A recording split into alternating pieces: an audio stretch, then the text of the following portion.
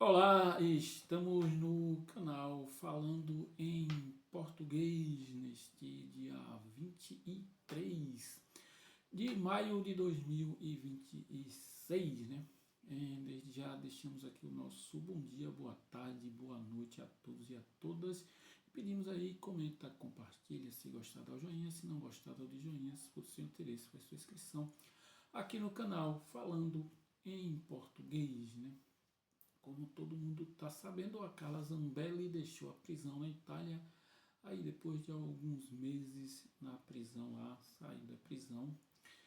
E vamos trazer aqui notícia a respeito dessa situação.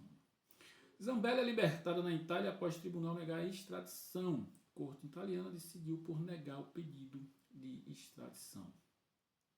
A ex-deputada Carla Zambelli foi libertada na noite desta sexta-feira, dia 22, após a Corte de Cassação da Itália negar o pedido do governo brasileiro para extraditá-la. Ao deixar a prisão, Zambelli publicou um vídeo nas redes sociais do advogado profissional italiano que cuida de sua defesa. Agora a gente está livre para continuar uma vida de missão. Vocês não sabem ainda qual é essa missão, mas logo vão saber pelos meus canais, declarou Carla Zambelli. De acordo com a defesa de Zambelli, o tribunal reconheceu que houve erros nas decisões que autorizaram a extradição. Dessa forma, a ex-deputada pode deixar a prisão e vai aguardar o desfecho do processo em liberdade. Ou seja, o processo continua. O que aconteceu, segundo a reportagem aqui, é que houve erros processuais na questão da extradição da Carla Zambelli para o Brasil. Mas aí aqui no Brasil, os sites de extrema-direita já estão dizendo que a Itália reconheceu que Carla Zambelli estava sendo uma perseguida política no Brasil, o que não é verdade, né? Mas vale lembrar também que a Itália é governada pela extrema-direita. Então, e se espera de tudo de qualquer governo de extrema-direita pelo mundo afora. Mas o fato é que 10 meses aí depois, Carla Zambelli deixa a prisão e está livre na Itália. Não tão livre como estão dizendo, né? Que o processo continua, ela vai estar respondendo em liberdade, né? Mas já pedimos aí, comenta, compartilha, se gostar da joinha, se não gostar da joinha, se for de seu interesse. Faz sua inscrição aqui no canal, falando em português. E vamos falar dos irmãos metralhas, né? Vamos começar pelo mais novo, né? O mais novo dos irmãos Metralha, né? Nome falso, empréstimo e laranjas, o dia em que Jair Renan virou Antônio Amâncio. E aí vai ser mais uma questão, né? Mas estão perseguindo o Jair Renan porque ele vai ser candidato a deputado, ele que é vereador lá em Santa Catarina, ser candidato a deputado. Ele não virou Antônio Amâncio, é perseguição. Ou não estão só acusando ele, só descobriram que ele era o Antônio Amâncio, porque ele é candidato, né? Essas são as histórias da extrema-direita, mas vamos lá. A crise de Flávio Bolsonaro do PL, no caso do Banco Master, trouxe de volta à memória outro episódio envolvendo a família do ex-presidente Jair Bolsonaro. Em 2024, Jair Renan Bolsonaro foi citado em uma investigação da Polícia Civil do Distrito Federal sobre suspeita de uso de documentos falsos para obtenção de empréstimos bancários. O inquérito apontou que integrantes do grupo investigado teriam criado uma pessoa fictícia chamada Antônio Amâncio Alves Mandarali para abrir conta bancária e figurar como dono de empresas usadas como laranjas. A Polícia Civil também afirmou que documentos e relações de faturamento teriam sido forjados, incluindo um registro de 4,6 milhões atribuído a uma empresa ligada a Jair Renan Bolsonaro. O caso levou Jair Renan Bolsonaro a virar réu por lavagem de dinheiro, falsidade ideológica e uso de documentos falsos. A situação jurídica, porém, mudou depois.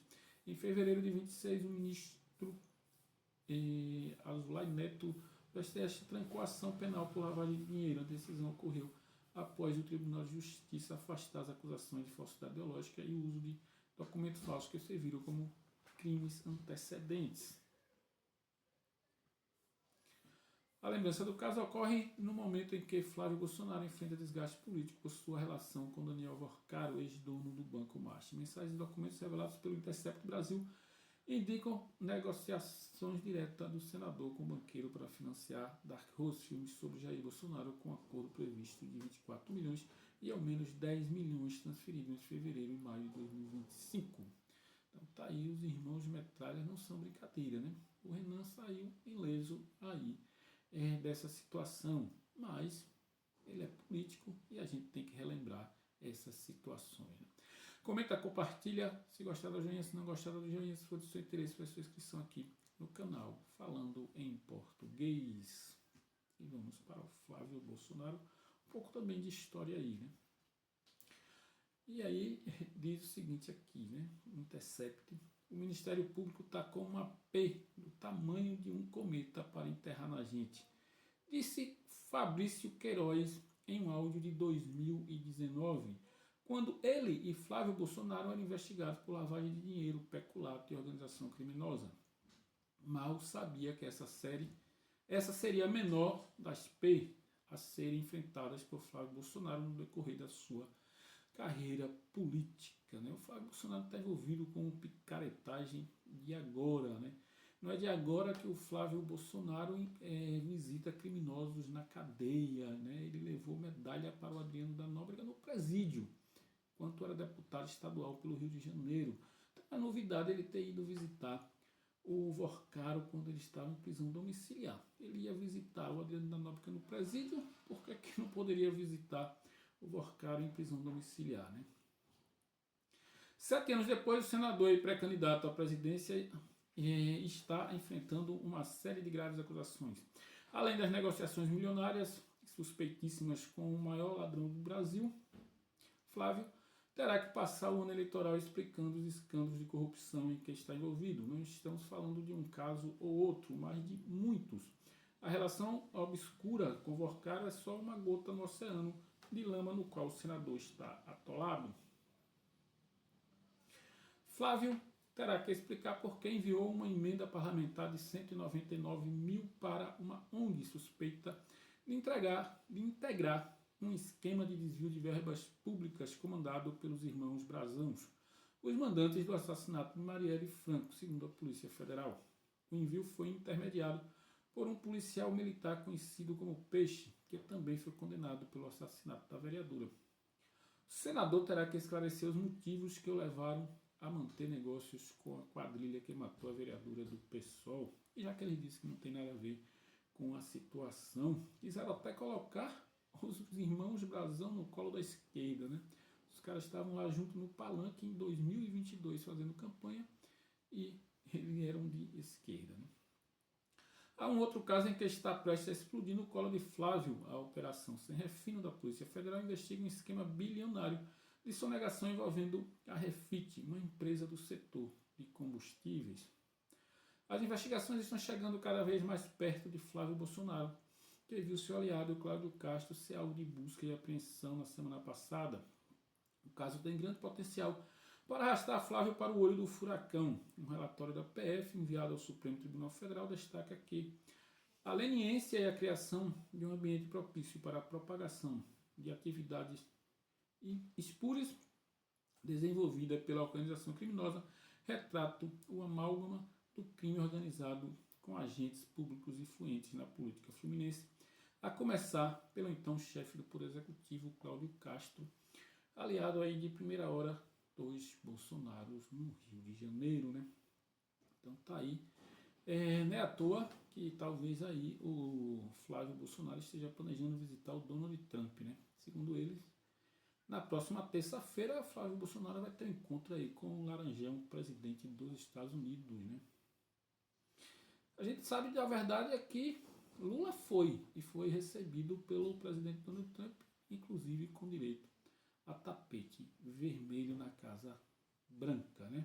Vamos ver se o Flávio Rachadinha vai ser recebido aí pelo Donald Trump mesmo, ou se simplesmente está planejando uma fuga por causa de todos esses problemas que ele está envolvido, né? Vamos aguardar aí mais 72 horas para a gente saber o que realmente vai acontecer, né? Esses são os irmãos Metralhas envolvidos em tudo que não presta, né?